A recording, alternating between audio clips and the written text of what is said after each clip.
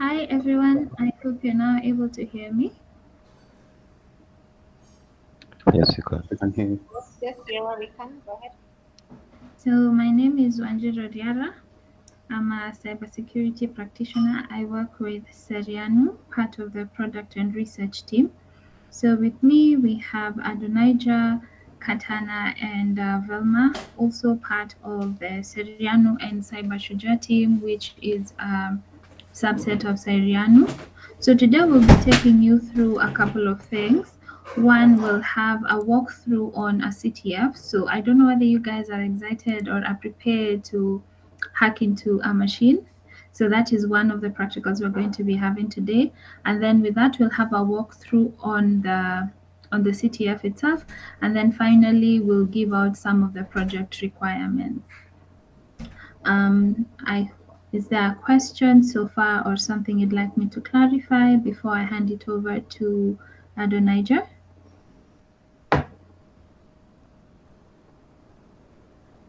Okay, so if there's no questions, I think Adonijah, you can take over.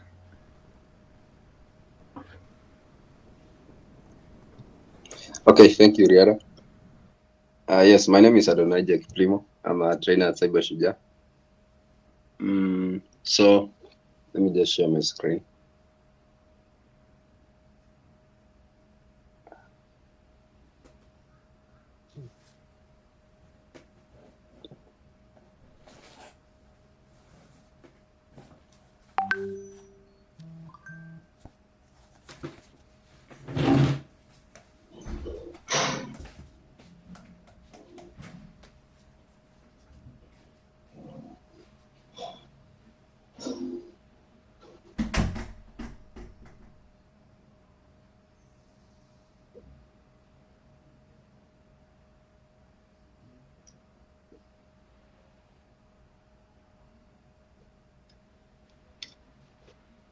So as Riara have said, I'm just going to give you a small introduction about CTFs. I know we did this, but maybe if you missed it, I'm just going to go through it briefly, and then after that we'll have a walkthrough. Velma will help us with the walkthrough of the machine. I'm going to give you, you do it. So we'll give you some time, you do it very fast.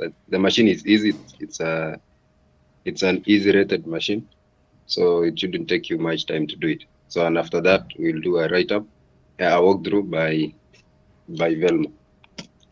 So about us, my name is Adonijah.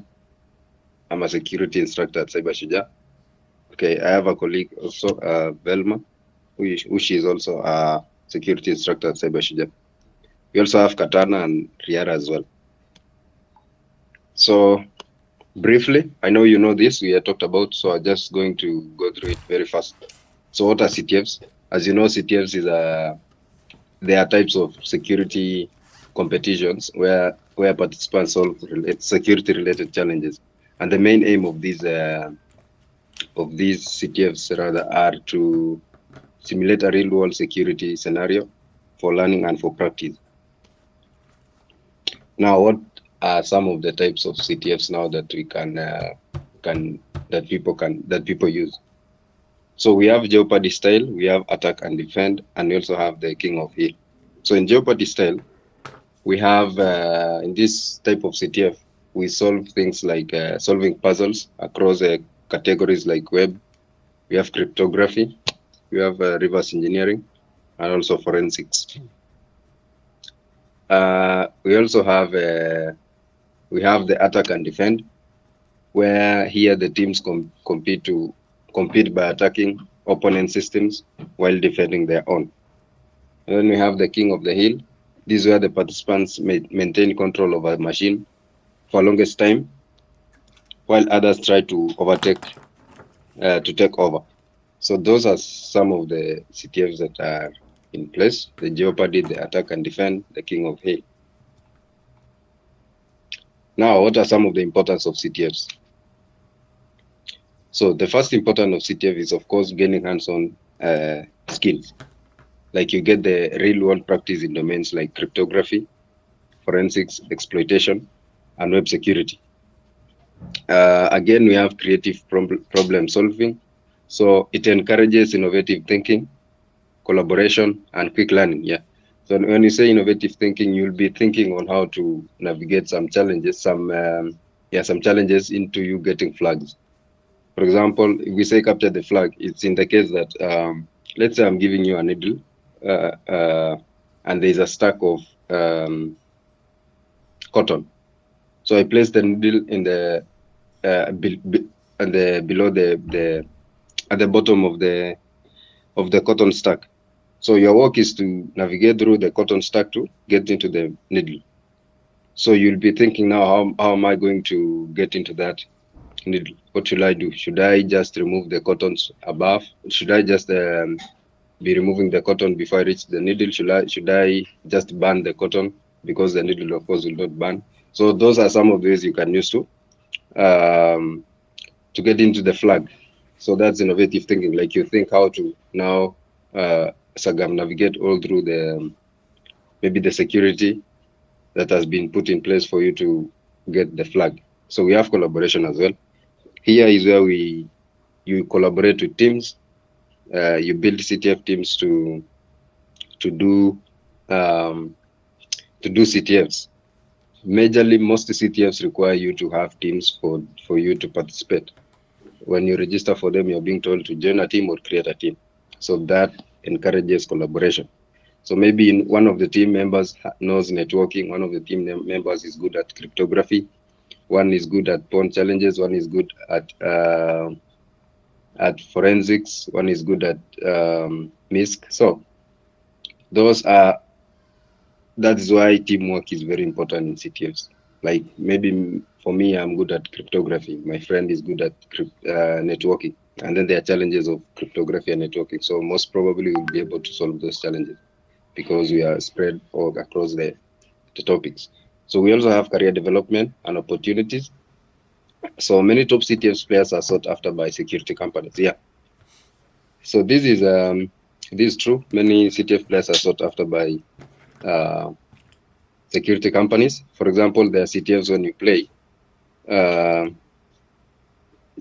the sponsors of those CTFs can pick up you from can take maybe the best teams and give them some opportunities. So you might find yourself getting employment by security companies in these CTFs when you play in these CTFs. You can also get a lot of rewards. For example, I was seeing there was one that people are being rewarded some cybersecurity tools like Flipper Zero. So the best team was being given Flipper Zero and all those. So you can see a lot of it has a lot of good things when you participate in them and win. So now, what are some of the platforms that you can use to train about the CTFs? What are the CTFs platforms you can use to learn? So, and they are not limited to this. There are many. So these are just the major ones. So we have Hack the Box. I know most of you know Hack the Box. We have TryHackMe. You know as well TryHackMe. So Hack the Box is it is the biggest. And the type of challenges they have, you can have machines, you can have, I think every category of challenges is in Hack the Box. So you just hop into hackthebox.com, register, and then you start learning. So there are also learning parts in Hack the Box where you can use to learn from the beginner level to advanced levels. And it also has paid and unpaid, paid and free tiers where you can learn free, and also there are premium packages where you can as well get more or advanced resources into learning about certain topics. For example, cryptography, for example, maybe Active Directory hacking and all those. We have TryHackMe. TryHackMe is the same as Hack the Box as well. It has machines. It has every category of these challenges. We have CTF Time. We have RootMe. We have Pico CTF. Pico CTF is very, very beginner friendly. If you haven't started CTFs, you can hop into picoctf.com. It is very beginner friendly because it has challenges. Every challenge, either web, either crypto, either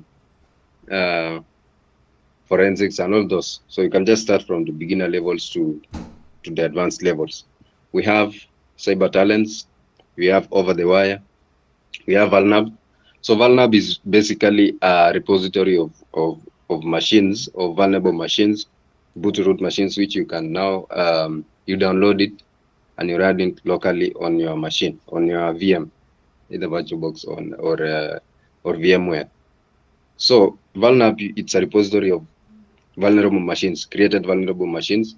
So you hop into vulnab.com, download the machine, and do it. So that will help you into understanding how to compromise a virtual machine and getting root access of it. We have Chester Labs. That's also one of the platforms which you can use to learn about CTFs. So there are other platforms which are not here, but you can. These are the main ones which you can just use any one of them and advance your skills. So now the conclusion part. So CTFs are a gateway to real-world cybersecurity. So they provide fun, interactive way to learn and build valuable skills. So as you know, in class you might be bored, like there are no practicals, there's not that much practical into what you're learning. So hop into CTFs, participate in these hackathons. It will be fun because you'll be interacting with new people. You'll be making networks with other people whom they are from other institutions, and you'll also see or learn how people think, like what levels people think. So you shouldn't just be. It is a fun experience, and it will also help you build valuable skills. You can remember if you just participate in CTFs, um, like in forensics or any other CTF. So let's say you went today for the CTFs, and I'm not saying for you to participate in these CTFs or these hackathon events, you should be very good. No, you shouldn't be very good. You should, even if you haven't started CTFs, even if that's your first time, you just attend to that CTF. Even doing research, doing OSINT, the research, the normal research, that is part of it. So if you go there, of course, you learn a lot of things. You learn that there's something called cryptography, there's something called forensics.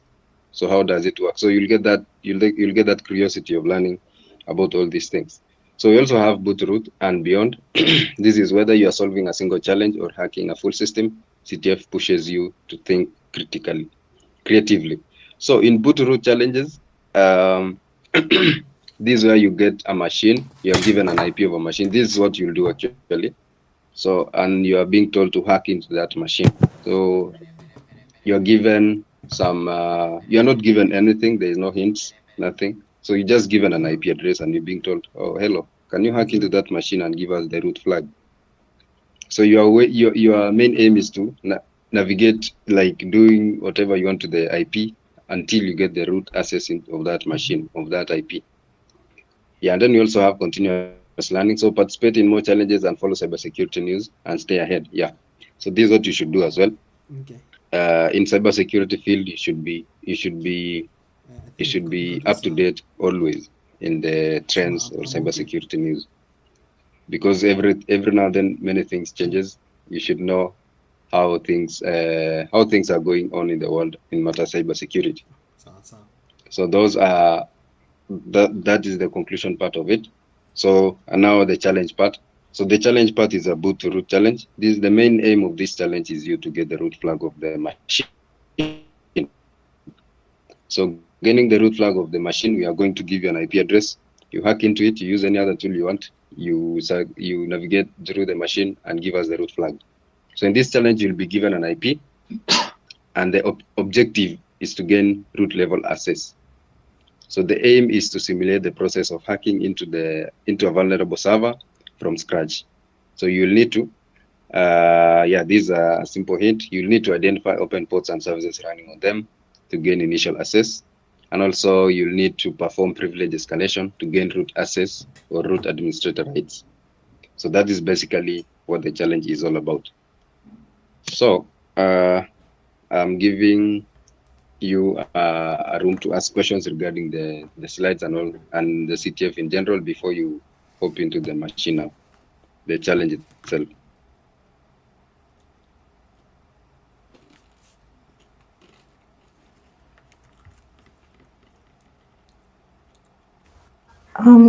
Okay, I have a question for the challenge. What Yes.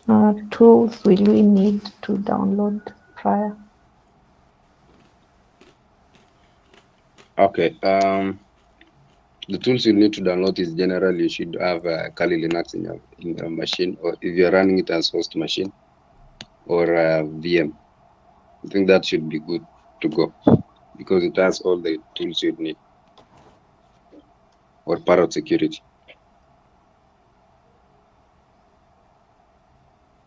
Even WSL, Kali Linux WSL will work. I think so. Yeah. If you have WSL installed in your machine, which is Kali, it's going to work. Normal Ubuntu won't work for WSL.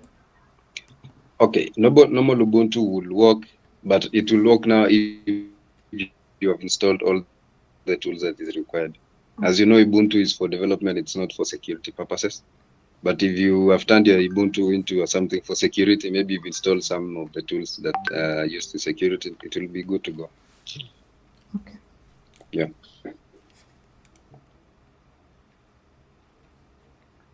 And will you be able to maybe hack into the machine now? Are you ready? Like, how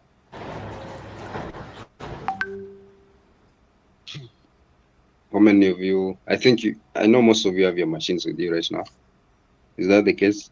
So maybe with reactions, you can react so that I can know how many of you have your machines with you, and you can be able to navigate into the machine. Wow, that's great. I'm seeing some reactions there. So meaning we are going to hack into this machine, and this machine is an easy rated machine. Like it's a very easy machine, so it shouldn't take you much of your time. And then after this, Velma will come and give us a write up of it, like a quick walkthrough of the machine, of how you should do it and all those, and explain some of the things that you need to do to hack into that machine. I hope that is clear.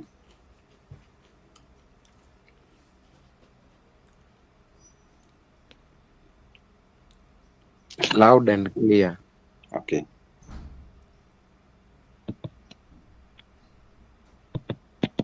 So Donija, if I could jump in. So you want them to do it now? Yes. Yeah. How much time are you giving them? Not much time. Let's say at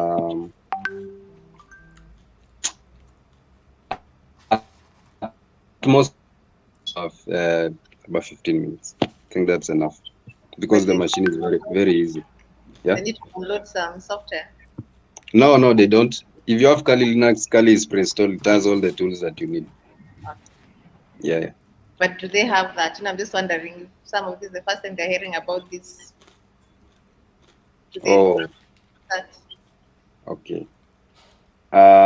Okay. Because I asked about the tools if they can hack into. Yes. Because they're not talking, I guess I'm the one who's behind you. Probably they're okay. If they have a question, they'll ask. Okay. No, some don't have machines like Gregory. Oh yeah. Adonija. Yes. Hi everyone. Hi, My Velma. okay, Hi. my name is Velma Anangwe. Maybe by show of hands, how many have their Kali installed, or they have like you have any distribution of Linux?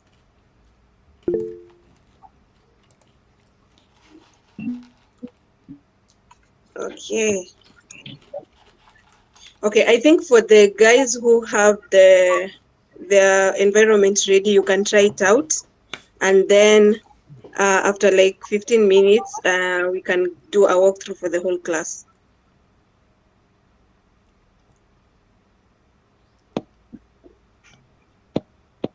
And or maybe you can like sit next to someone who doesn't have a machine, and then you do it together.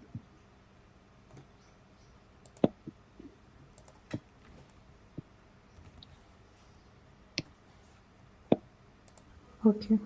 Thank you, Adonija. You can proceed. Okay.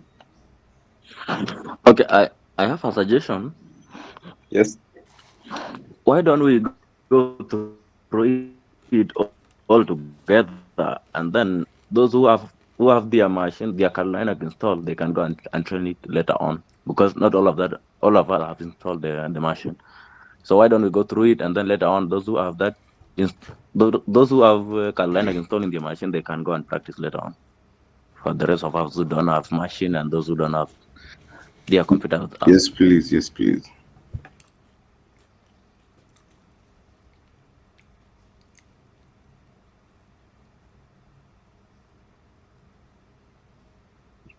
Okay, what I believe in, it's best of if you try it out.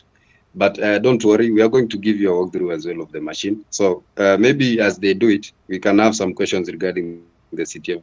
Maybe the questions that you can have regarding the slides that I have just presented. Don't worry about the machines. We'll give you a walkthrough, a detailed walkthrough of it. It's just 15 minutes. It won't even okay, they will tell us if they are finished, but if they haven't finished by 15 minutes, we jumped into the walkthrough. I hope that's okay. I'm just giving some of you who have the machines. You see, there's that urge that see, maybe I can try it first before they do the walkthrough. So we're just giving them an opportunity to try it themselves, and then we'll give you a walkthrough as well of the. Okay, you people who don't have the students who don't have your machines at the moment, the IPs will be up. We wouldn't shut down the servers. So after you've gone to your house, to your machine, you can go and try it as well on your own. The machines will be up. It won't go off anytime.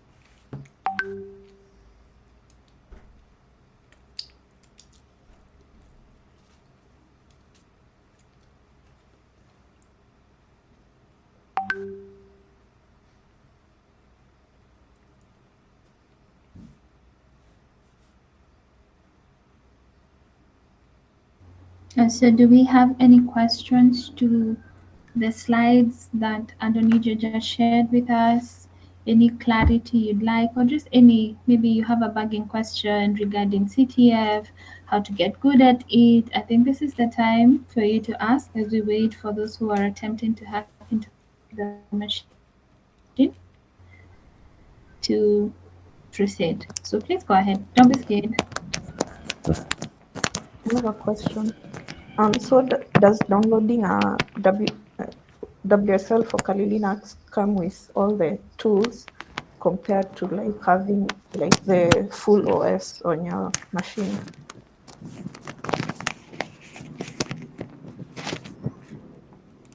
Okay. Downloading WSL is there are some tools which you'll miss. Of course, it's not all the tools, but installing it with your in the VM or as a host machine, as a host operating system, will come with all the tools and all the resources you'll require to learn. Like the tools you'll need to use to practice all these things.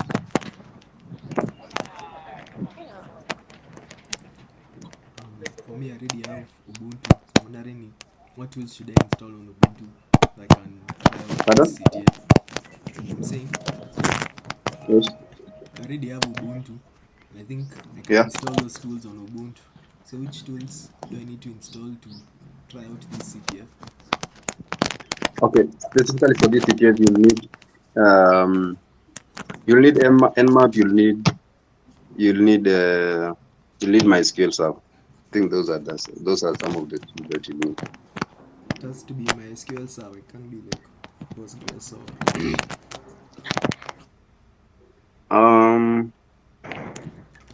Yeah, it has to be SQL. MySQL, yeah. okay.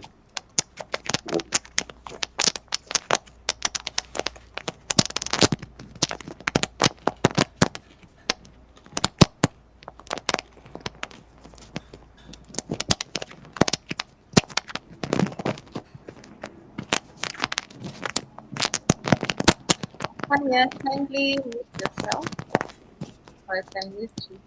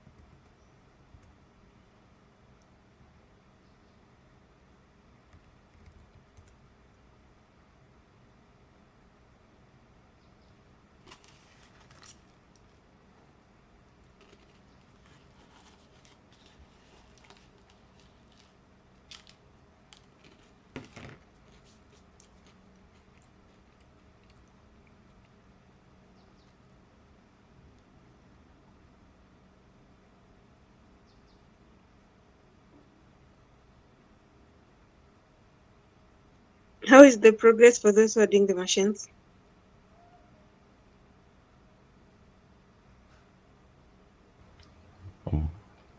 Looking at what nmap can do, then Okay. yeah, I'm about to try the first command and see. Okay. Just to give you a hint, you're starting with nmap. You've been told you're using two tools, MySQL, which comes pre-installed, and also nmap. So you'll start with nmap.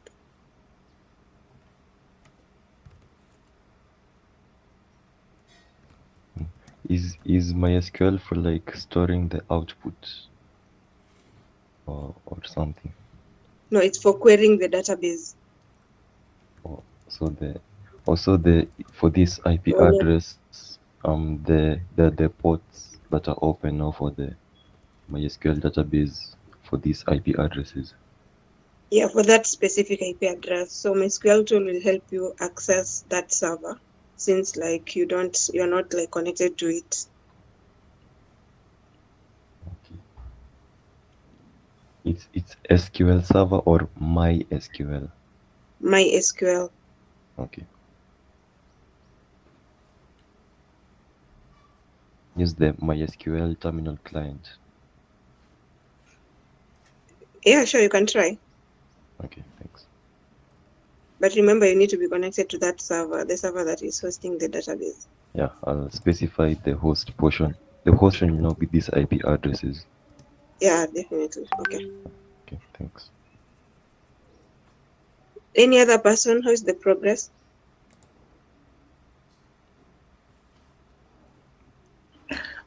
So for me, there is an employee records management system which I've already registered as an employee. So I'm trying to like reset passwords for the admin also and also try and get Okay. the configuration for the databases.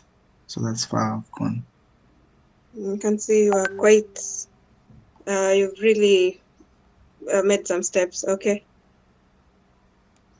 We'll try at least by the time, by 12, I want to see who will have gotten the first flag.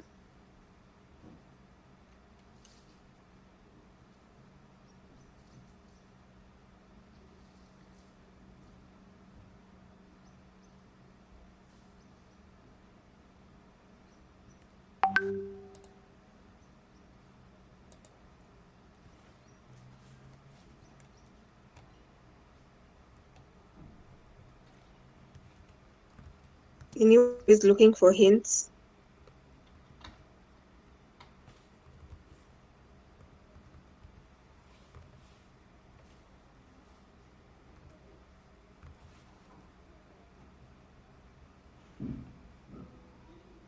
We only have two people who are attempting the machine.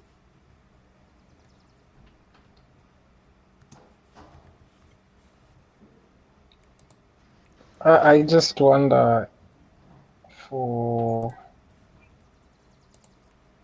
for login details. That's what I'm wondering about. Do we resort to OSINT principles to figure out vulnerabilities? So when you do your, there's something called uh, reconnaissance. So try gather information about that website. It's going to give you credentials. So those credentials are what you're going to start your assessment or your hacking. Thanks.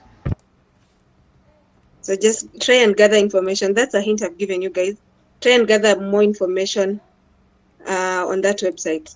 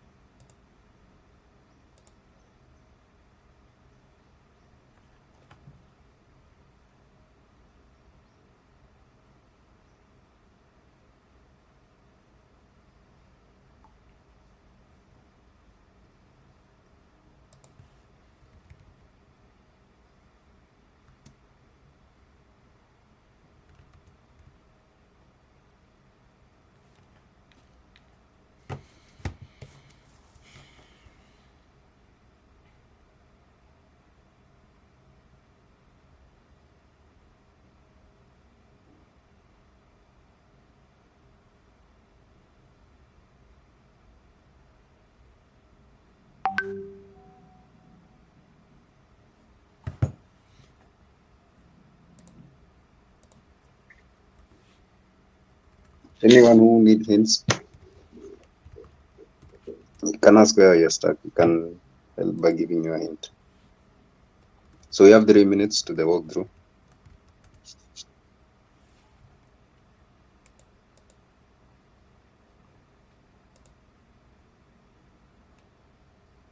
Or who has the root flag or the user flag was reached that point.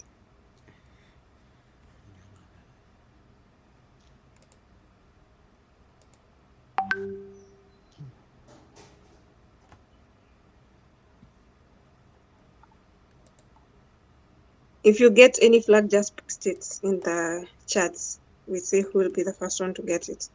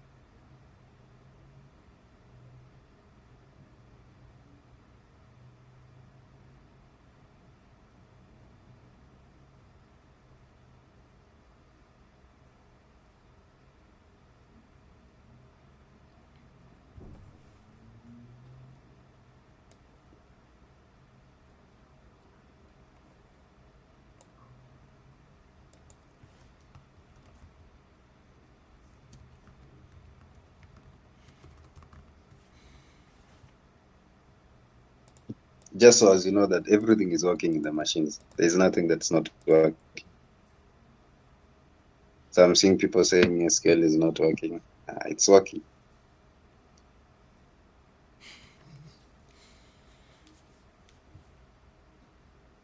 So don't worry, you'll have a walkthrough with Belma. So I'm going to unshare my screen so that she can share her screen to give us the walkthrough of it.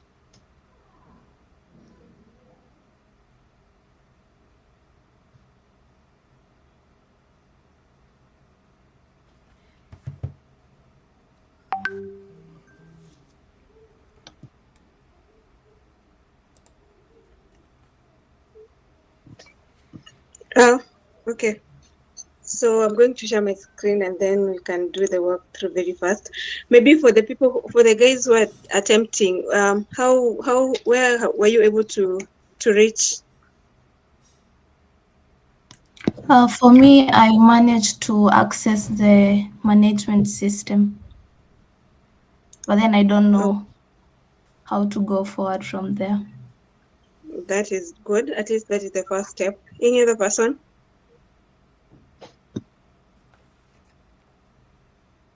I would like to hear. I just want to see Okay. the progress you guys have made.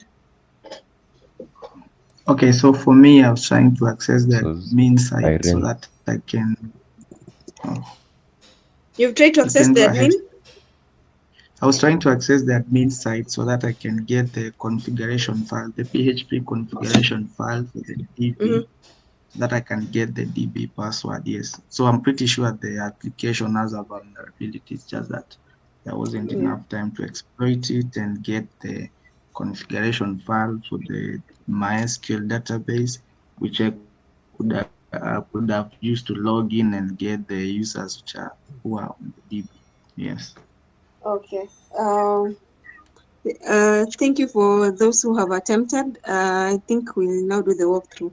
Feel free to ask questions. We are here for support and um, to answer any questions you have as we do the walkthrough. So, A bit, Velma, before you proceed, just a question for the students. Would you like the session recorded? For those Yes. who might not have been able to do it, so we Yeah, record the session. Okay. kindly. I think your teacher can start the recording. Dr. Wanjiko, are you able to start the recording for them? No, unfortunately, we are not able to record anymore. Because I think it was disabled for the invest. Okay, I think you guys just have to concentrate then. okay. Are you guys able to see my screen? Unless you guys can record Yes. can you record your screen on your side as you work? Then you can share like a screen capture or so. Yeah, I've been able to start a record. Oh, you can on your side. Yeah. Oh, Yeah, just interesting. recording the screen, not through Google Meet. Oh, okay, not from Google Meet. I was gonna wonder. At least Roman, you're creative. All right. Okay. If you're not able to see my screen, please just air out your grievances early enough. So you've been given two IPs. They're just a replica of the other. In case there's traffic on one, you can try the other one. So in this scenario, you are doing something known as black box pen tests, or rather assessments. You really don't have an idea of what you're doing. So you're starting from the dark as you find your way out to the light.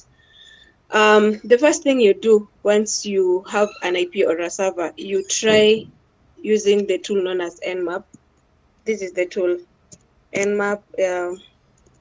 Nmap is written like this, and then you need to identify the ports running on that server. The reason you're trying to identify for this, to discover these ports, they're going to tell you which service is running on that server. Then you can know how you're going to start your attack. Are we clear up to that point? I don't want to leave anyone behind. Okay, Loud you and just clear. react. Okay. Yes. it is okay. So Nmap is a very powerful tool, and it's a tool used for network scanning. It scans the network for the ports, the services, the operating system, and so on. So you can check out its manual online for the different arguments. By when I say arguments, these tags like tag BN um or service scan. If you want to do a service scan or you want to check for open ports, it will give you the different commands you can write. So for our case, I want us to check for the open ports and also for the services running on this IP. So we will do this. We're going to type this. I've combined two arguments here. One for scripts. I'm just telling Nmap to use its script to query this IP, and then V is for the versions running on that service, on that server. And then when you see me using this tag PN, like that, like we're trying to treat this server as live, like it's telling all, if you're trying to scan a whole subnet, you're trying to treat the whole subnet as the hosts are live, like they're all up, and there's no firewall trying to block them. So if there's a file trying to block it, TagPN might help you bypass that if it will be successful. And then our server was 52.88.135.46. So I just wanted to check for the whole 65,000 ports, TCP ports that exist, and we see which ones will be open.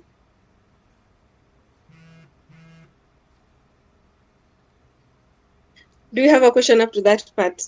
Have you guys understood what this command is doing?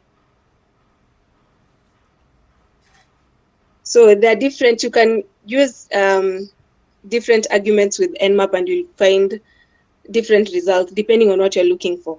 So if you only wanted for the ports without like the services running on them, you wouldn't have, you don't need to add the script on the version bit. You can just specify for the open ports only without the services running. So we'll give it a bit of time and then we'll see the output, what you're going to get. I think I can open a new tab and then we run with a different, without like querying for the scripts per se. Then you see the difference between the two outputs.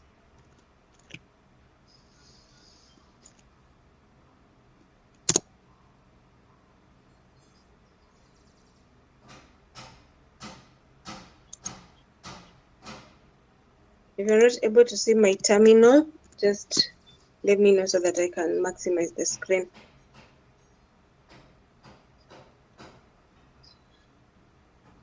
Anyone who has a question, anyone who was able to do this, which command did you run as we wait for our output? How is your command like? The same command without the flags, without the SCV and without the PN. Okay. So there's always a way you can try to customize your output by telling it if you're looking for a specific port or a specific service, like services running and so on. Just doing the whole nmap will be, just a second.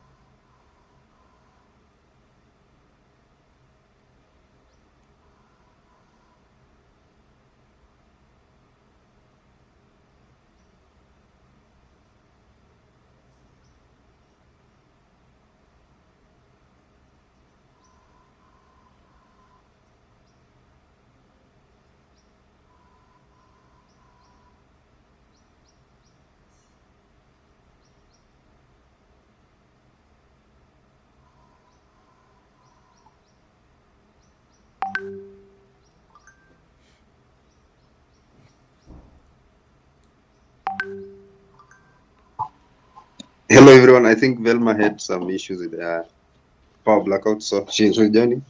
So sorry about that inconvenience. Guys, I apologize for that. Are you able to hear me? Yes, we Yes, we can. can. Okay, let us As you proceed can. quite fast. So here's our output. When you do an nmap scan, this is what you're getting. You can see, maybe I want to see if people are active. How many ports are you guys able to see from my screen, from the output we have? How many ports? Three. So for Three. me, 3. Yes. okay. Yes, so we have 3 ports that are open. So this is already giving you a hint of where you can start. If you see port 22, that stands for SSH. So SSH stands for Secure Shell, and it helps. It's a protocol that helps with trying to remotely access a machine over an unsecured network.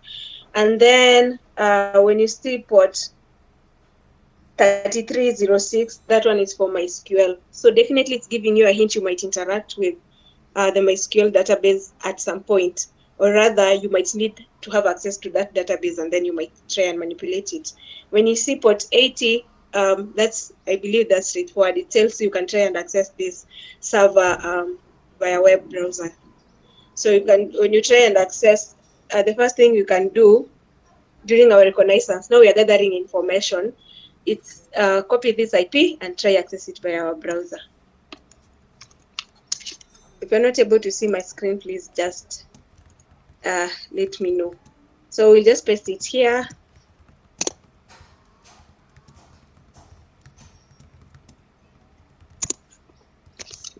And then we see what this application is. When you see port 8, you know it's a web application. So, or if you could have seen for 43, definitely you know it's a web application. So when you look at this, we can see an employee record management system web app. And the first part, we have the user sign in, user sign up, admin login. So because of time, I'll just go directly to how we are tackling it. But if now you are really trying to understand the web application, you can come here under the user sign in, maybe try create an account. With you creating that account, probably it might give you some loopholes. Here you can also come and sign up. If you didn't have an account, you can come and sign up here. And then we also have the admin login. So as cybersecurity analyst or specialist, your interest, of course, your goal is always to be an admin. The common term you hear people say to become root. When you hear someone say, I want to become root, you want to become an administrator, because as an admin, you have rights to do a lot of stuff. So when you look at the admin login page, maybe I want to hear from you guys. What did you try to do for those who are able to read this part? What did you attempt Um, here? for me, I Inspector. was able to log in and get the password for the DB. So I already logged into that. So yeah, and Okay. because I knew that, yeah, I knew that there has to be like there has to be an SQL injection technique that you can use and log in. Yeah. So here you can play around with the SQL payloads, where you can log in as admin. And then for this payload, those who don't understand what I'm speaking of, when you check them, SQL payloads, just type on your browser SQL payloads if you don't know how to interact with them. And then you can check them on GitHub.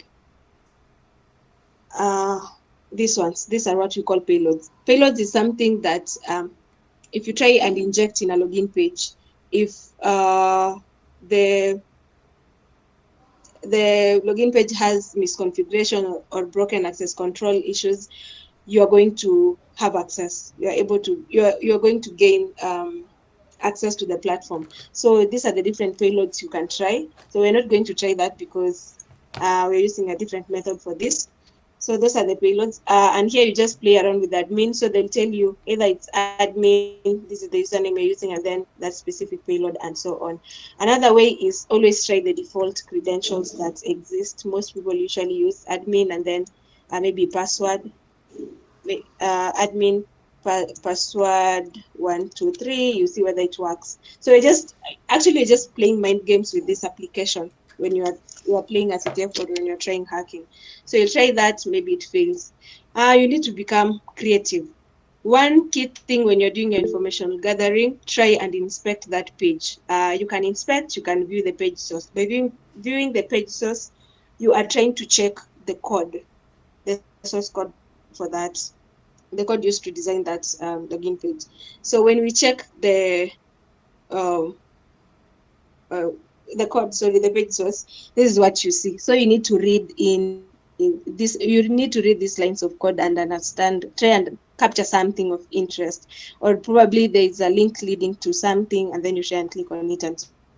So from here, when you look at this code, anything of interest that you guys are able to see from my screen, The anything of password interest. login as admin.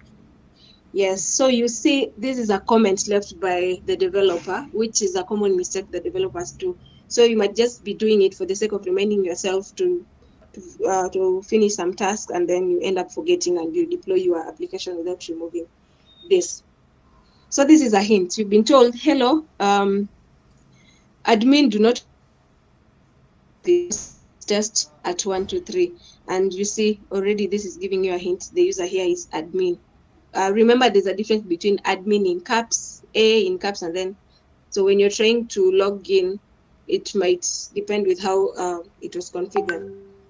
So here our user is admin, and then our password is password test at 123. You come back to your login page, you input admin like that, and then you provide the password. What was our password? I want to see other people are following. Test at 123. Was the T caps or small? Caps. So you ensure so every hint you get, always have a notebook, or if you're using these note apps, always take notes of everything you're able to capture, because they are going to be used at some point during your hacking. Let me just call it hacking, ethical hacking. So when we try to input those credentials and we log in, you see we have a successful login. Up to that part, are we on the same page? Oh, I have a Yes. question Yeah. about that SQL payloads you are saying. Yes. The saying that if you write those SQL payloads and it's vulnerable to that kind of attack, are you meant to like see something It's happening vulnerable on to the SQL screen, injection. or yeah, or how would Come you? again? Okay, let's say if you inputted those SQL payloads and it's vulnerable to Mm-hmm. an SQL injection attack, are you Mm-hmm. meant to like see something on the screen, or like how will you know it was vulnerable to that attack? So you need to try. You need to test and try to see if there's a maybe Adonija, you can chip in. There's an error code that it surely pops up. Yeah. Okay. Let me just chip in.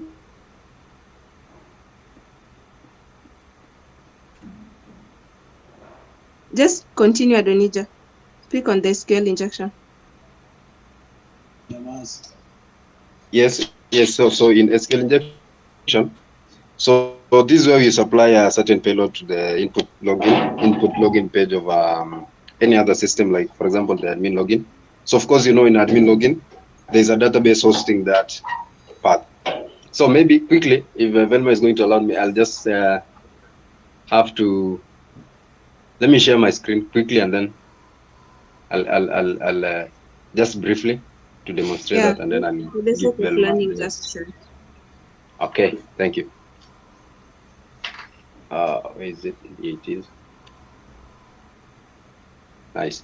So I hope you can see my screen. So as I've said, the SQL injection is where you supply SQL payloads to an input page or a login page, and that payload will be revealing some important information about the. It will trigger a database into revealing important credentials or allowing us to log into the database. So basically, those payloads works on a system or on a web application that has SQL injection vulnerability. Like it doesn't validate all those SQL injections. So if the system is not configured in such a way that it just allows any input, those payloads will trigger the database into revealing important information about it.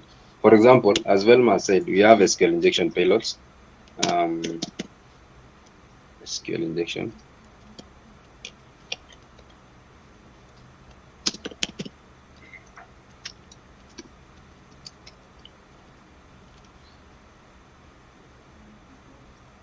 Yeah, so we have SQL injection payloads. It's a repo hosted on GitHub.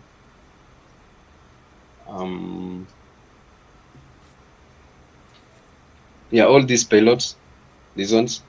So you could try any of these. Let's try even this one. Copy this and bring it to our login page. So you should be able to, you can use it as a username and as a password, and try against the input login page. You see, it logs us in, and I haven't supplied the username as admin and all those. I just use the payloads as username as the username as well as the password. I hope you can see. And just click login. So you see it logs us in. So meaning this web application is vulnerable to SQL injection. Like the input fields are not configured in such a way that it validates some characters. It doesn't have to allow some characters. It should filter some characters to avoid those SQL injection. To avoid SQL injection from taking place, or to keep off the attackers from using those SQL injection pairs to assess the system. So that's basically how it works. And to avoid this, developers should always validate inputs should always make sure that the input being given by the clients or any other person interacting with the system is validated in such a way that it doesn't, like, it sanitizes the inputs of these attackers. Yeah. So, and other cases as well, it can be that the user can just supply a certain payload here and leave the password page as empty, and that will allow it will also trigger the database into allowing this attacker to log in. So I think that is so how to prevent it. We can use parameterized queries where we use placeholders for user inputs, which can be treated as data in code, and also stored procedures, input validation. So validation, this is to ensure that input conforms with expected formats and reject suspicious input. Yeah. So this is suspicious. So to avoid this, the developers can just set up the system in such a way that it validates the input to conform with expected formats. Maybe the expected formats are such that that you use the name itself without all these characters. So if you put these characters, the system will reject it. So, and also we can bring in like we can bring in the aspect of web application firewalls, where we add an extra layer of protection out potential harmful requests. So that is basically the SQL injection vulnerability, how it works and all those. So after this class, I can't say everything about SQL injection at this time. So I'll ask you after this class, you go and look for and do more research of SQL injection on your own. Yeah, thank you. Thank you. Also, to add on that, for those who already have accounts on either, I believe it's Hack the Box, go and do the SQL fundamentals module, which is going to help you, as it's beginner friendly actually. Can we proceed? You guys are okay? Yes. Yes, we proceed. Let me just share my screen. Okay, I'm already sharing. Okay. And we can't be able to see on our end. You can see. Okay, let me just Yeah, share just that. stop the share and reshare again. Okay, let me do that.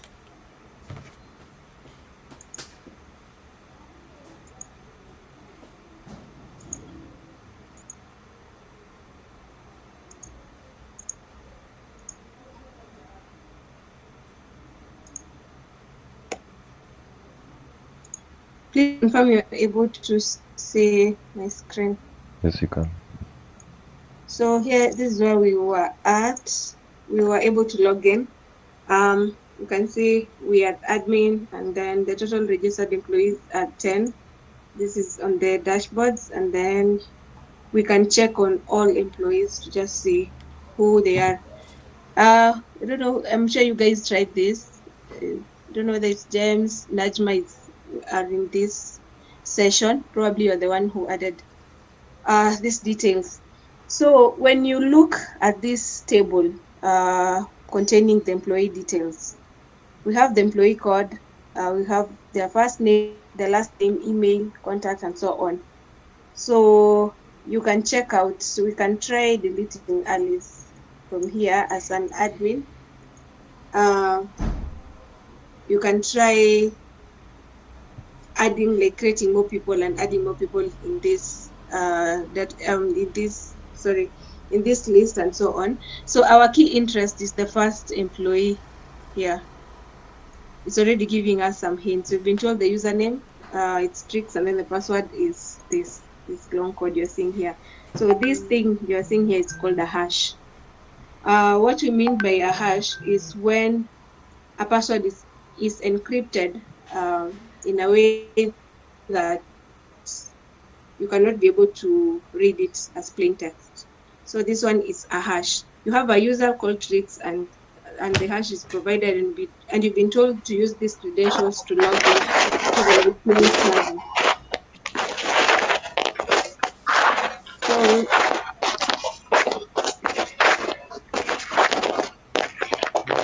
kindly the person unmuted just mute yourself.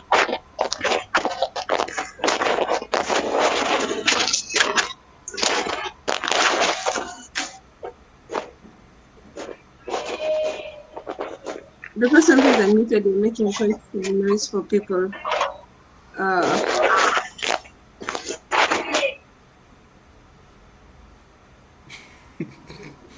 Okay.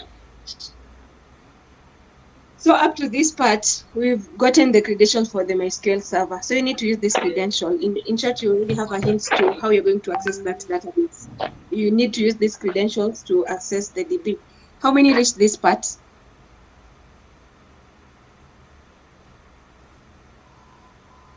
Okay. So if you have a hash, we need the password for this hash. We have online tools that are going to, first we need to identify which type of hash it is before we can crack it to know the password, or rather before we can decrypt it. So we'll go to our terminal. There's a tool known as, that's the person making it, you are really distracting people. If someone is able to mute them. Nelson, kindly mute.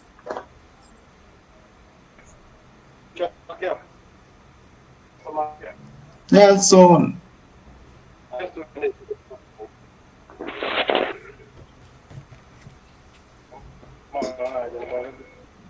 Okay, I think Dr. Just ask Dr. Wanjiku to remove him now.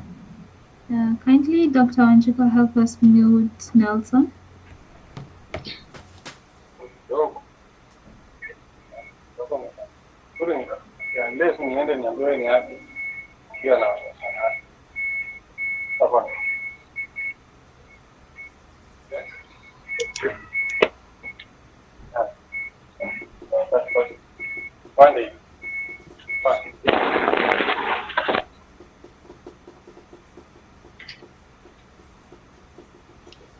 Okay. Can we proceed? Yeah. Yes. Okay. So we've seen we have a user for the MySQL server, and then we have a hash. So when you have a hash, the first thing you need to do, you need to decrypt it to see the plain text password. So we need to identify, before we can crack it, it's always good to know which hash are you dealing with. So there's also another tool that comes pre-installed in your kernel. It's called Hash Identifier.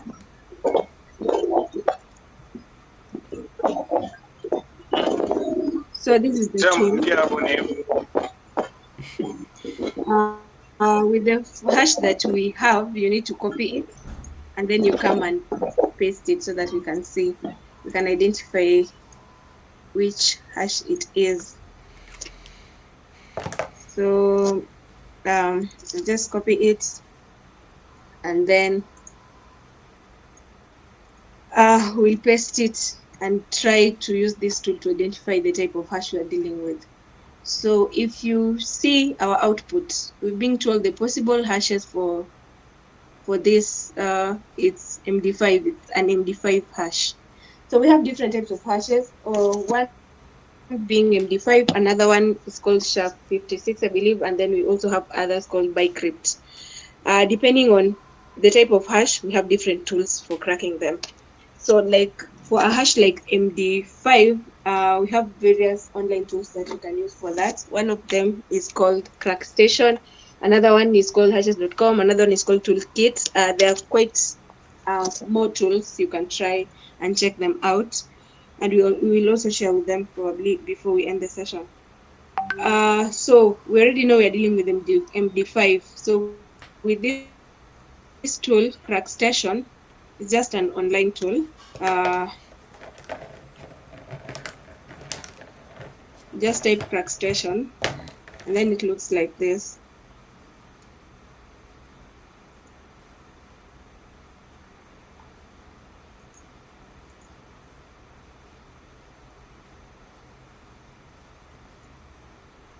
Someone can try cracking it online as the rest, as we try it on our end also. So this is the tool. With the hash you have, that you have identified, I hope someone is trying on their end also. You can just come and paste it there. Then of course you need to confirm you're not a robot.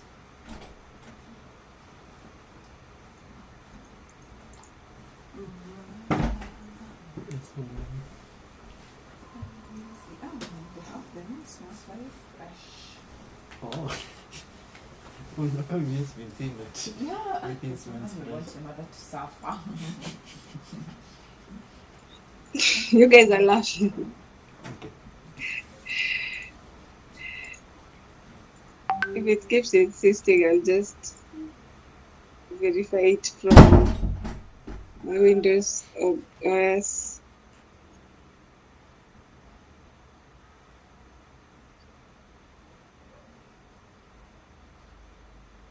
Okay, let me just do it from OS. This will take me ages here.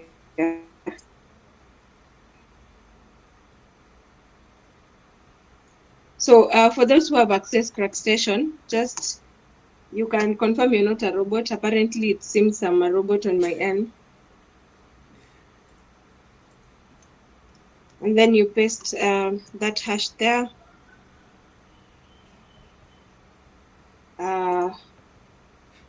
And you see what output you're going to get.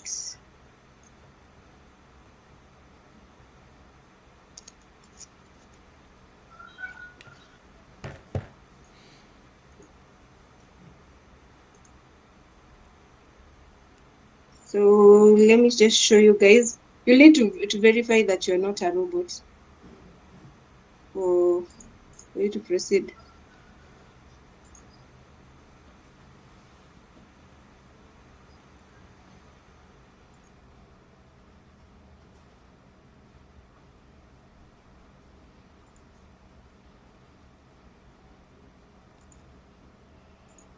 Please confirm you're able to see my screen. No, we can't see. No. We can. You still can't see my screen? Oh, now we can. Yes, we So this is the hash we have.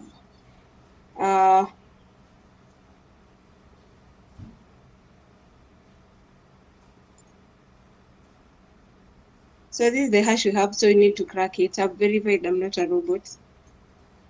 So you need to crack it. Once you have cracked it, you will see the hash here, the type of hash is an MD5 hash, and then our result is telling us the password in plain text, it's tricks 1234. So you need to have this in your records. Any password you come across, any hashes you come across, always store them in your notes.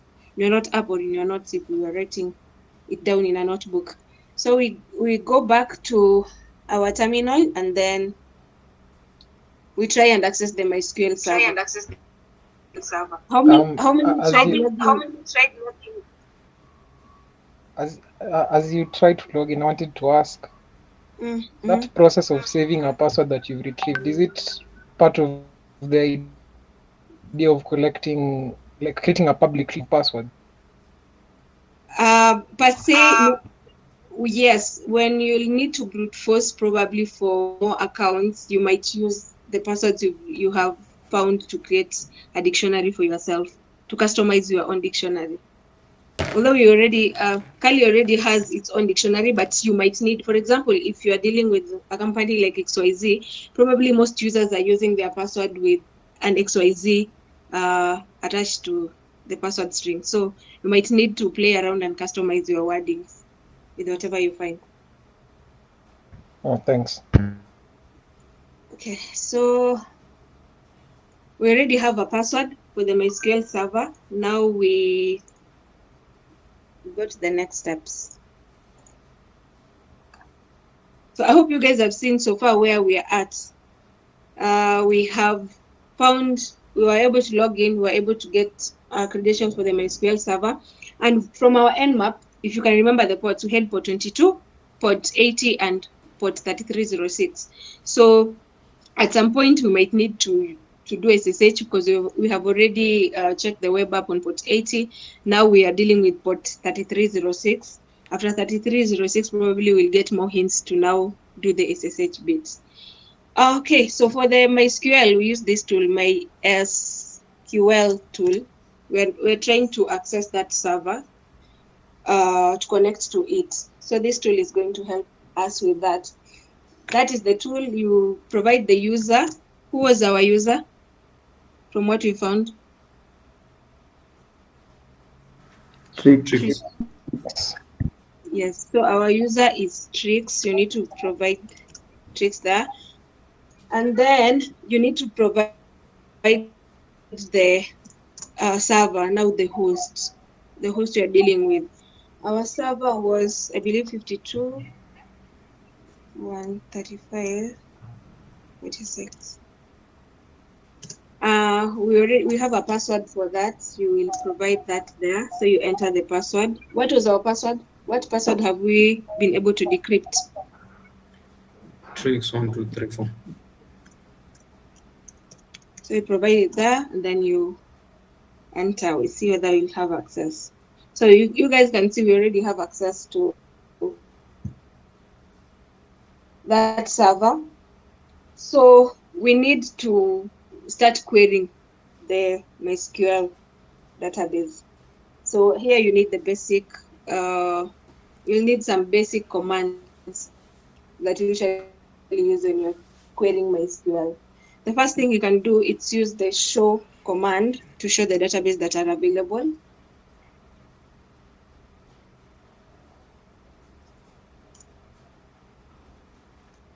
So are you guys seeing the databases that are available?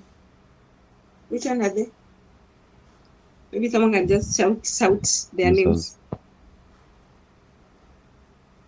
Performance. Okay, so we have performance schema, and users. If now you're trying to think as definitely you're interested in the users, you want to see information about these users. The next thing you can try and do is to select that specific database that you want to use. So we'll use users.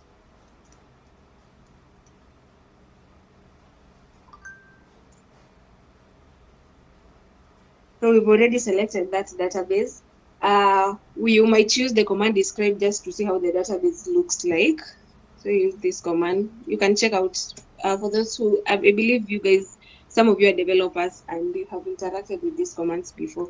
They might not be new to you. For those who are floating, you don't know what we are doing, you can just check out the basic commands for querying SQL. So if you check at the database, this is how it looks like. We have a field, it has a field, it has a type, then have the null, we have the key, the default, and then the extra. So if you want to get information to retrieve data from this specific database, we are going to use the command select. So we are going to use, even before we can retrieve information from it, we can show the tables to see the tables available there before we use that command to retrieve information. So the tables only contains users. And we want to now retrieve this information surrounding users.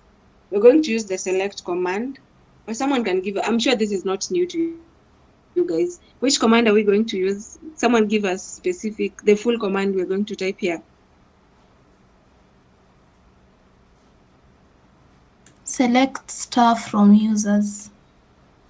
Yes, select, then the asterisk from users. So here you're just, this command is just giving us access to information around this table, the table data users.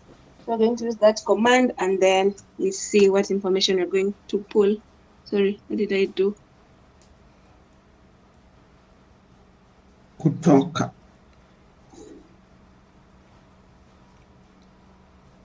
Just use the keyword from. Select. All from star. Select star. Select. Okay.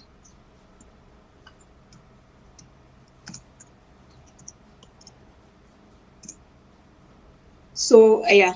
So when you use the select command, you can see the information you've been able to pull. What are you guys seeing on your end? A user. We're seeing a user and what else? Password. MD5 hash. How sure are you with this? For this person who has said MD5 hash, how sure are you it's an MD5? 32 characters. No, okay. That is smart. That is very smart.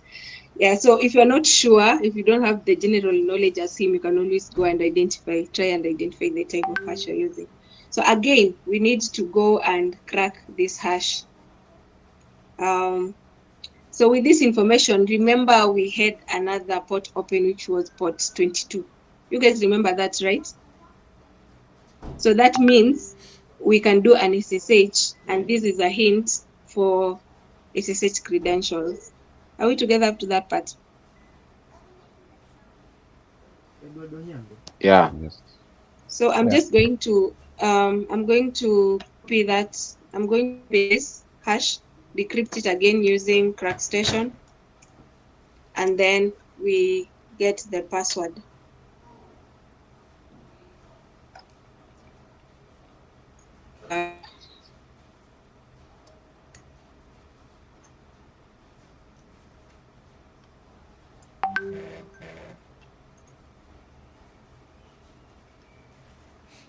So when you crack it, has someone tried cracking it on their end?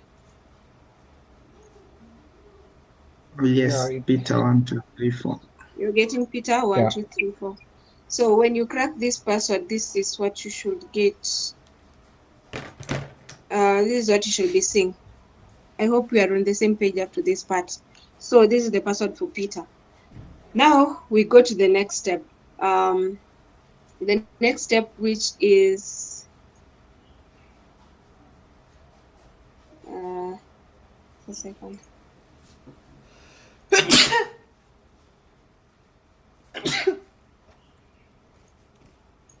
The next step, which is we're going to use these credentials now to log into to SSH into the server. To SSH, we mean we're going to try to get that remotely access the server and see what we can get from there. So we'll just exit this. I'll clear my screen. So for you to SSH, you just use this command SSH. Our user is Peter, and then you need to provide the server you are trying to, which is 52.88.135.46. So you can see you're being asked for Peter's password. What was Peter's password? Peter 1234. So you provide that password there. And then you can see we have access to the SSH. So once you have access like this, you have access to SSH like this. By this, it's like we mean you have remotely accessed a server. So you start querying it. By querying it, you can start with the basic Linux command like who am I? Who am I here? You can see you are Peter. You're logged in as Peter. So as user Peter in the system, in that in this system, you have been able to gain access remotely from your own house. Another thing you can do, you can check for your current working directory. By directory in Linux, you mean the folder you're currently working on. Then, since you are in the home directory, you can try and list for items within this home directory. Which command are we using? LS. So you can do an ls. Sorry, I typed KLS. You can do an ls. What are you seeing from a root? User.text. So you can try and read whatever is in that file, user.text. Then are we seeing the flag? Yes. So Is in real yeah. hacking world scenario, you assume you have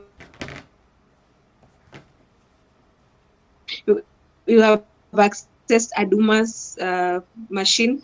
You went into his home directory and then you found his payslip. Then you tried reading it. So I want you to assume that that's what you've done here.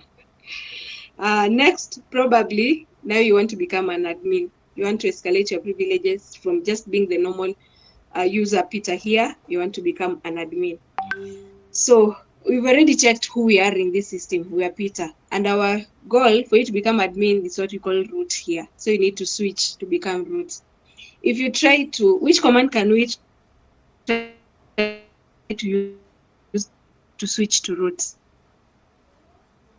Dot slash. SU Come root. again? Come again? SU to root. So switch user to root. So you can do that sudo su. We see whether we'll switch to root. And then we provide Peter's password. You'll see you are not allowed. So you've been told another. You've already been told. Sorry, user Peter is not allowed to execute that as a root user. So that's already forbidden. So this is where the term called privilege escalation comes in. Like you're trying to find ways you can become root illegally, if you can say that. So you can check what rights or what things uh,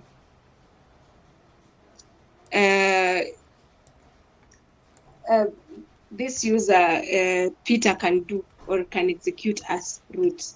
So you use this command sudo tag L to see all rights he has as root. If you read the information here, I want to highlight this part. I want you guys to see. We are being told user Peter may run the following commands on this server as root: the bin bash or this other command, the user bin environment or the user tag I. Are we up to there? Are we together up to there? So I'll just start with the basic one. So if we do sudo and then we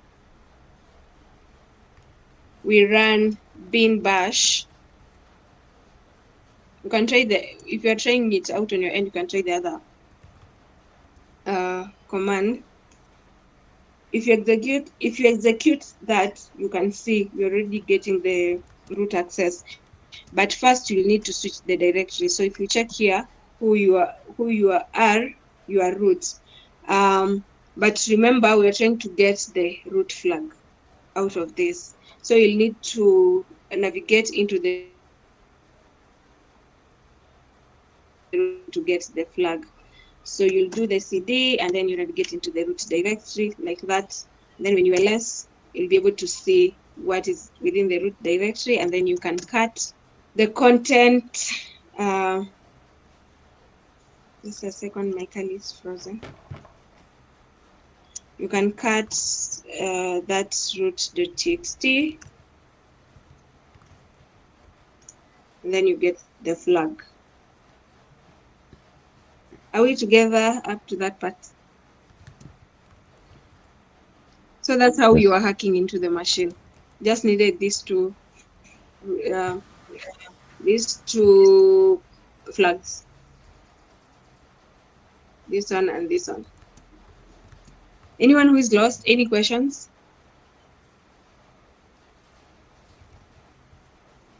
You see how easy it was? Very easy. Very easy, yeah. So you can try it out in your own time. We have left the servers are up, so you can try it when you have the environment ready for you. You guys don't have questions? I have a question. What is the meaning of the command sudo -i? Sudo-i still works as sudo su. It still works as sudo su. It can still switch you to the root user. Okay. Yeah.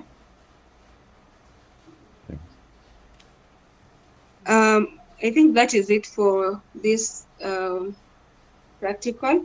So keep practicing. The first thing, your key takeaways here should be always start by gathering information about your target. That is how you can start your hacking. You cannot start using the hacking tools if you don't know any information about your target. So you really need to gather information, and that might start with the nmap scan to identify which bots are running. From there, then you can see where you can start finding the low-hanging fruits to start your attack. Adonija, I think I'm done.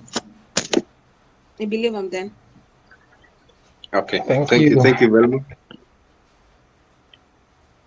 Who has a question regarding the Aduma? You have a question? Not a question per se, but just see, I really don't need a Kali Linux. I can just make my entire hack box in an Ubuntu machine when you were saying it's only for developing. You Or you can't don't recommend? what I would recommend you having the full Kali or the Parrot security operating system for Mata cyber security, because that operating system is actually it comes with all the pre-installed tools that you need. It is also optimized for security purposes compared to Ubuntu, which is only for, I think Ubuntu is made up for specifically for majorly for development purposes.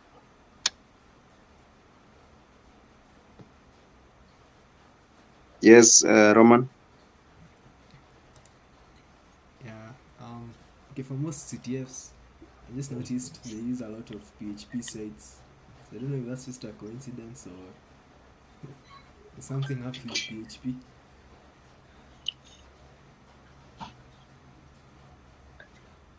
Not really. Yeah. All the sites works, but you can use any other language. It doesn't have to be only PHP. Victor, Craig. Yeah, I have a question. So right now, since I have access here, let's say if I decide to ref some system files, will that affect my terminal or it will just affect you guys on your side? Actually, you wouldn't be able to do that because the server is set up in such a way that you'll not be able to delete even the flag files. We of course setting up these machines. We should put into consideration that there are some users who might try to delete the flags before other users reach to that point. So that's the reason as to why we are putting them in a certain way that the flag cannot be deleted, or else if you delete it, it will just be regenerated. It will regenerate itself. So basically, that is not possible.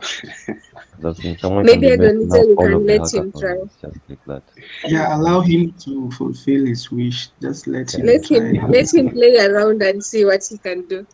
Actually, that Okay, is Omondi, nice. kindly delete the flag. Let me try. Okay. Yeah, any other question?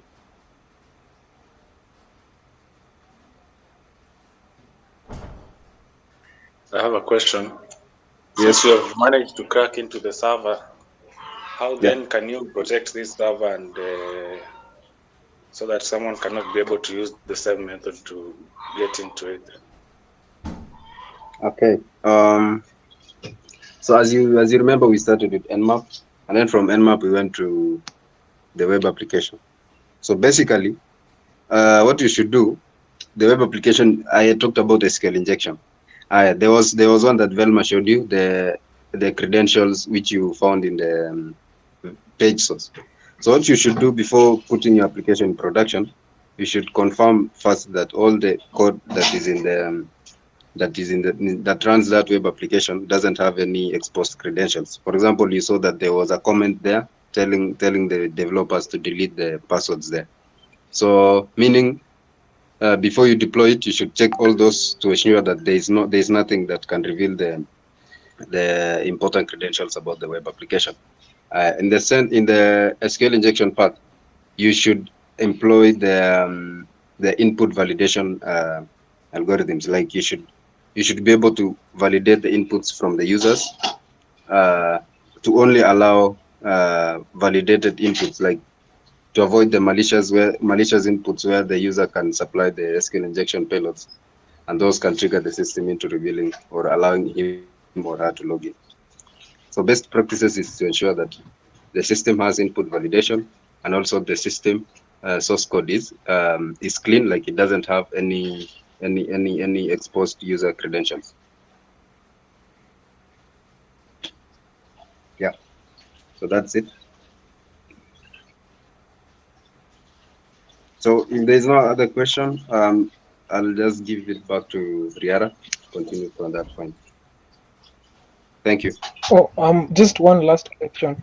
Sorry. Yes.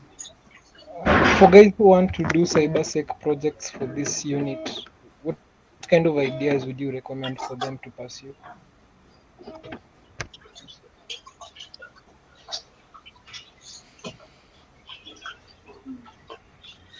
You said the ideas you want to do projects for the final year as cybersecurity ideas. No, like a short one for this unit. If you want to do cybersec, like would a hack the box like this be an appropriate project or something? I know someone is doing zero trust in class, so what would you recommend? I don't think I'm getting your question right. Um,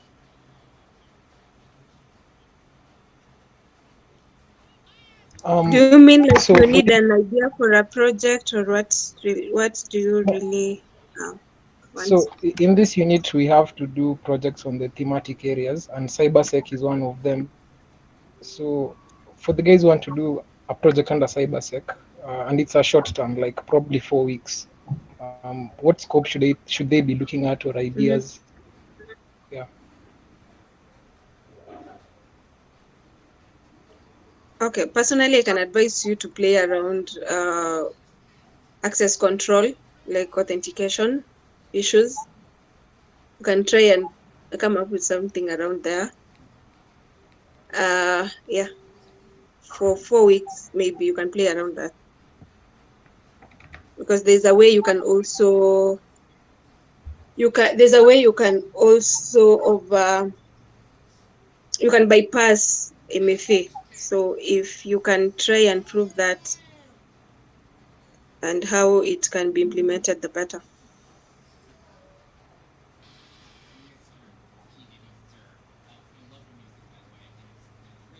For future projects, for those who are really interested in security, there's this gap in hardware security. So you can try and do a bit more research on hardware security. Doesn't have many people. which is a niche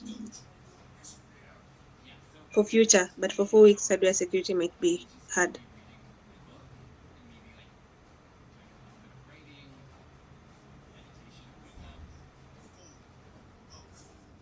So hi guys, I hope you had an enjoyable session. I hope you enjoyed, you learned a lot from that CTF session.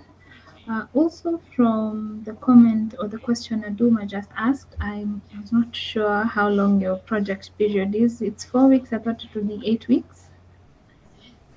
Is it 4 weeks or 8 weeks? About 8 weeks. About 8 weeks. Okay, so we have some project ideas. I'd like to bring them on now, though I'm not sure if the time will allow us, but I'll just highlight some of the ones that I'd maybe thought about, some from the cybersec perspective. One, we have one in vulnerability management. We also have something around phishing attacks, which will touch on social engineering and malicious URLs. And then finally, we have one in data protection and privacy. So I'm not sure how to go about this. So ideally, I think I'll send the project requirements to your teacher because I'm not sure how many you are in a class. I'd like you guys to maybe work in groups, or your teacher will be in a position to advise, but I will send the project requirements to your teacher. And then if we might need another session, maybe to maybe take you through on what we expect from the project, we'll have one probably in the course of next week. Maybe could be an hour session or less. Um, Maybe Adonijah or Velma might like to add in maybe on some of the project requirements they might expect from you guys. Or they expect you guys to deliver. Anything from you, Velma or Adonijah?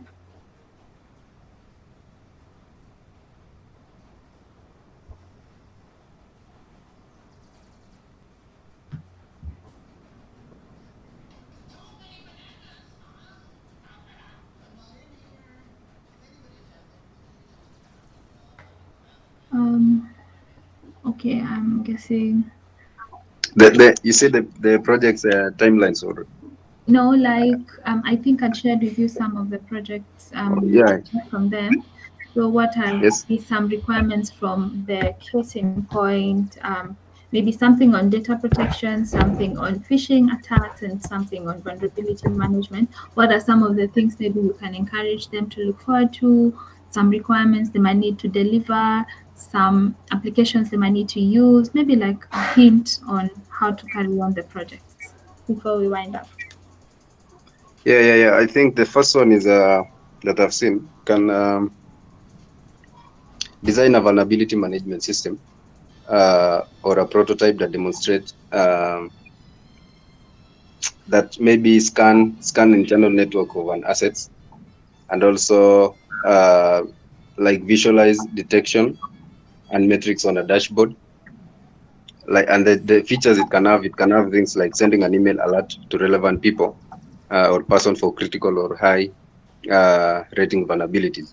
So you can develop a vulnerability management system for detecting these vulnerabilities, and to this application should be able to automatically scan internal networks to scan for vulnerabilities, and if they find the vulnerabilities, they can trigger a notification or send an email to responsible persons for critical to make them just aware of these vulnerabilities. So also Yeah, I you can also develop a data protection system. As you know, there is a Data Protection Act of 2019. Yes. Like you can develop a system with the ability to discover or classify data within an organization while visualizing the real-time search results. Like you can develop a system to just make these people um, be in like they should be following the Data Protection Act of 2019. I think that's what I can say. Okay, I think I can speak on the phishing for the phishing attacks. So for those who could be developing something around this, try and have a campaign, a phishing campaign, where when the email is sent, like of course you're the one like crafting the email, and when you're sending it that particular domain, it's being quarantined. As immediately it's sent, it's being quarantined, and it's seen as an alert before the receivers can be able, if it's someone in customer care, before they're able to see it, it has been sieved. Like it has been sieved from their domain because it has been found to be malicious. Like try to showcase that aspect where only emails from that specific from a specific domains can be able to send, and then their emails will be received. Anything outside that is going to be quarantined. That's what I can say. And so also for myself, some of the frameworks that you can rely on when you're developing some of those systems, one of them is the MITRE ATT&CK framework. You can heavily rely on that. It's going to give you some guides on what you need, especially if you're going to be developing the vulnerability management system. I think there's a flow that you need to follow so that in the event there's a vulnerability in a system, or you're trying to scan for vulnerability, there's a process you might need to follow. Also read more about the Data Protection Act. There's always there's websites that have simplified it. You don't have to go and sit down with maybe the constitution, you're going word by word. So you can get some applications or some websites that have simplified them. They'll give you like a guide on how to maybe pick up ways to mask out things like PIIs, and let me see something else that it might guide you to do. Yeah, maybe basically that and a bit more. But for the project requirements, I'm going to share them with your teacher. She's going to share with you, maybe she's going to help you maybe select the groups or place you in groups. Other than that, in case there's another question you might ask before we end the session, I feel we've gone past time.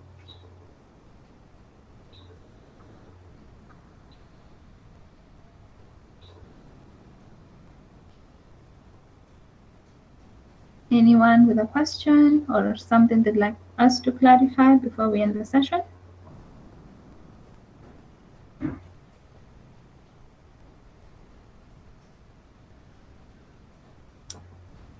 Okay, so thank you so much for making time. Thank you for being interactive. It was actually nice teaching you guys. Have a lovely afternoon and enjoy your weekend.